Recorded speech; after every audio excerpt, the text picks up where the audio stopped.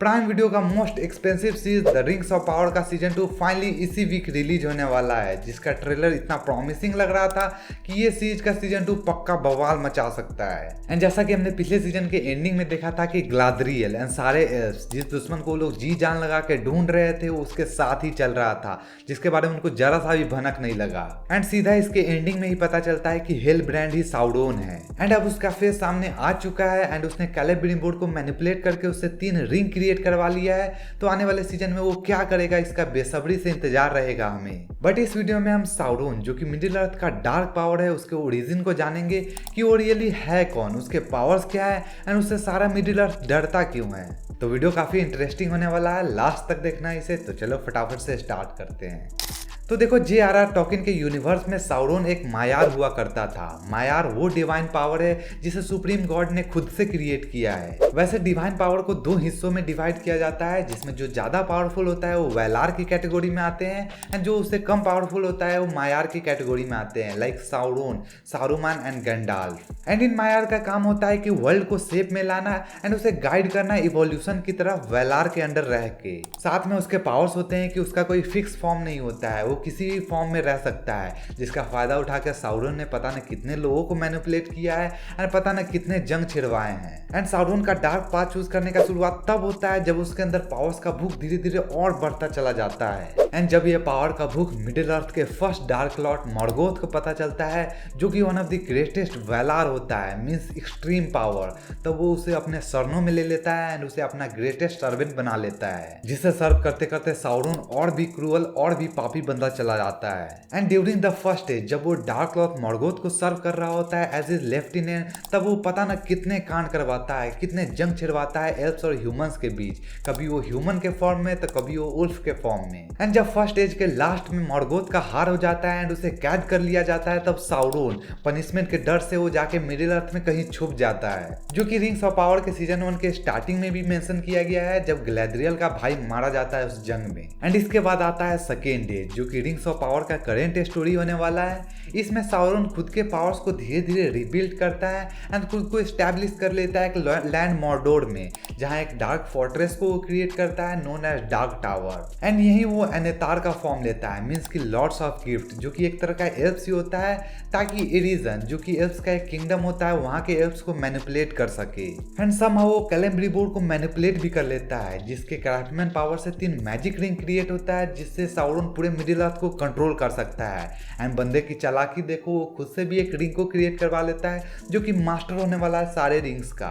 And ये scene हमने season 1 की एंडिंग में भी देखा था एंड इस ट्रेलर में भी देखते हैं कि वो तीनों रिंग्स को ड्वार्फ, ह्यूमन और एल्फ्स ने बांट लिया है ताकि वो साउरोन के हाथ न लग सके। बट साउरोन के पास मास्टर रिंग है जिससे वो सारे रिंग्स को कंट्रोल कर सकता है, जिसे पहनने के बाद वो लोग साउरोन के पावर को फील कर सकते थे। एंड जब उन्हें रियलाइज होता है कि साउरोन उन्हें मैनिपुलेट कर रहा है, तो वो रिंग उतार के कहीं छुपा देते हैं एंड उसके खिलाफ एक जंग छेड़ देते हैं, जिसका परिणाम आता है कि साउरोन इस जंग को जीत जाता है। एरेजोन पूरी तरह से डिस्ट्रॉय हो जाता है, कैलेब्रिम्बोर्ड मारा जाता है एंड वो तीनों रिंग्स कहीं खो जाता है। एंड मोस्ट इंपॉर्टेंट, जो ट्रेलर में हमने देखा था कि वो 9 रिंग्स को क्रिएट करने का बात कर रहा है, तो वो 9 रिंग्स को ह्यूमंस को बांट देता है एंड 7 रिंग्स को वो डॉर्फ को, ताकि जो लोग उसे पहने उसे सर्व करने लगे, उसको लॉयल सर्वेंट बन जाए। एंड एरिजन को डिस्ट्रॉय करने के बाद साउरोन और भी पावरफुल होता चला जाता है, जिसका अगला पंगा होता है किंगडम ऑफ न्यूमेनॉर से, जो कि एक one of the biggest kingdom है। एंड इसका इतना बड़ा आर्मी होता है कि साउरोन उसे हरा नहीं पाता है एंड खुद कैप्चर हो जाता है उसमें। एंड सबको लगता भी है कि वो सच में हार गया है, बट उसका प्लान होता है कि न्यूमेनॉर को अंदर से खोखला कर दे। एंड वो करना शुरू भी कर देता है, वो धीरे धीरे सबको मैनिपुलेट करने लगता है, सारे पब्लिक को मैनिपुलेट करता है कि वो मॉर्गोथ की पूजा करे, ना कि उसके किंग की। एंड ये लोग मानने भी लगते हैं, वो लोग बॉयकट करने लगते हैं उसके किंग को। एंड जब ये सब आउट ऑफ कंट्रोल होता है, तो वेलिनोर और सुप्रीम गॉड को इसमें इंटरवेन करना पड़ता है। एंड जब वो सब इंटरवेन करते हैं तो न्यूमेनॉर पूरी तरह से डिस्ट्रॉय हो जाता है। एंड ये हमने सीजन 1 में भी देखा था ग्लैद्रियल के विजन में, जिसमें साउरोन का फिजिकल फॉर्म तो मारा जाता है, बट उसका सोल वो मॉर्डोर वापस चला जाता है एंड उसे जो वहां से करना रहता है मैनिपुलेशन वगैरह वो वहीं से ऑपरेट करता है। लेकिन उसका फिजिकल फॉर्म पूरी तरह से डिस्ट्रॉय नहीं होता है, उसका कुछ हिस्सा बाकी रहता है, जिससे जब ड्वार्फ से उसका लड़ाई हो रहा होता है, जिसे हमने द हॉबिट मूवी सीरीज में भी देखा था, तब इसिल्डर वो ड्वार्फ प्रिंस साउरन के उस उंगली को काट देता है जिसमें वो मास्टर ऑफ रिंग पहना हुआ होता है, जिससे उसका फिजिकल फॉर्म पूरी तरह से डिस्ट्रॉय हो जाता है। लेकिन वो मारा नहीं जाता है क्योंकि वो वन रिंग जब तक रहेगा तब तक साउरन कांट बी किल्ड, जिसमें वो रिंग खो जाता है एंड जाके मिलता किसको है, गोलम को।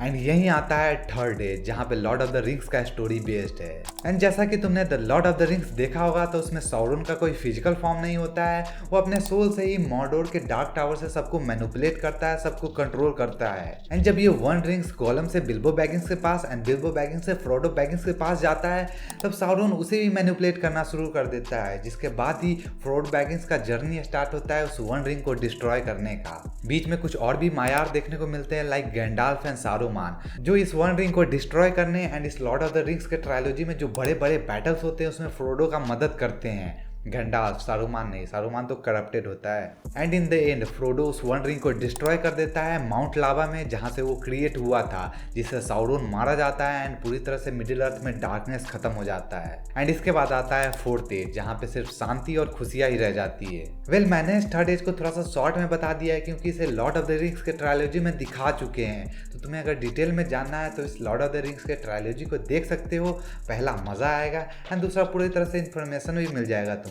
बाकी यही था साउरन का कंप्लीट जर्नी। अगर तुम्हें और भी कैरेक्टर्स का कंप्लीट जर्नी जानना है तो कमेंट सेक्शन में जरूर बताना, मैं इस पर डिटेल में वीडियो जरूर लाऊंगा। बाकी वीडियो पसंद आया तो वीडियो को लाइक कर देना, चैनल पर नए हो तो चैनल को सब्सक्राइब कर सकते हो। मिलते हैं तुमसे नेक्स्ट वीडियो में, तब तक के लिए take care and good bye.